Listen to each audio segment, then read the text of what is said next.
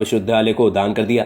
मिथिला की सांस्कृतिक इतिहास की बात करें तो ये बहुत ही शानदार रहा है। मंडन मिश्र और उनकी पत्नी भारती का आदि शंकराचार्य के साथ शास्त्रार्थ हुआ था, जिसमें शंकराचार्य को हार माननी पड़ी थी। बिहार के सहरसा का महिषी गांव मंडन मिश्र का गांव था। माना जाता है कि उनका तोता भी संस्कृत बोलता था। मिथिला को महाकवि कालिदास, संत लक्ष्मीनाथ गोसाई, उद्यानाचार्य और विद्यापति की भूमि भी मानी जाती है। मिथिला के खान पान और पर्वों को भी बेहद ही उन्नत माना जाता है। वहाँ पर पान मखाना, मछली दही, पाग दो पट्टा, जनेऊ सुपारी काफी लोकप्रिय है। यहाँ के मिथिला मखाना और रोहू मछली को GI टैग भी मिला हुआ है। मिथिला के लोकगीत भी काफी मशहूर है। सोशल मीडिया की दुनिया में मशहूर बिहार की लोक गायिका मैथिली ठाकुर के गानों को आपने भी जरूर सुना होगा। झिझिया, ढोमकच, जट जटनी और झरनी जैसे लोक नृत्य यहाँ पर काफी लोकप्रिय हैं। मिथिला की पहचान अनोखी मधुबनी पेंटिंग को भी लेकर भी है। मधुबनी पेंटिंग को विश्व प्रसिद्ध आर्ट फॉर्म माना जाता है। मधुबनी चित्रकला बिहार के दरभंगा, पूर्णिया, सहरसा, मुजफ्फरपुर,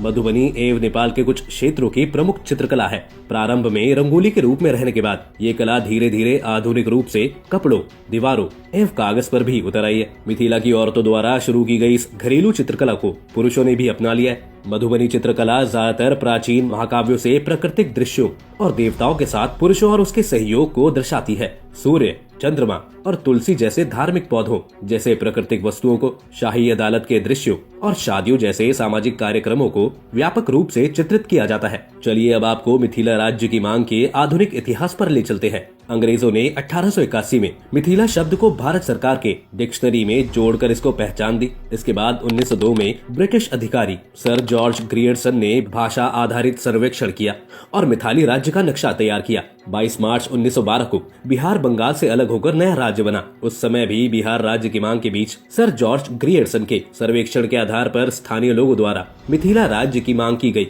लेकिन अंग्रेजों ने इस मांग को ठुकरा दिया। 1921 में दरभंगा राज्य के महाराजा रामेश्वर सिंह ने भी मिथिला राज्य की मांग को अंग्रेजों के सामने उठाया, लेकिन उस समय भी ये मांग खारिज कर दी गई। 1936 में जब ओडिशा को बिहार से अलग किया गया तो एक बार फिर मिथिला राज्य की मांग ने जोर पकड़ी, लेकिन इस बार भी ये आवाज दब गई। 1947 में भारत की आजादी के बाद भाषा के आधार पर देश भर में कई राज्यों का जन्म हुआ, लेकिन मिथिला राज्य की मांग एक बार फिर अनसुनी कर दी गई। 1986 में 3 दिवसीय रेल रोको आंदोलन के जरिए मिथिला राज्य की मांग को फिर से जिंदा किया गया।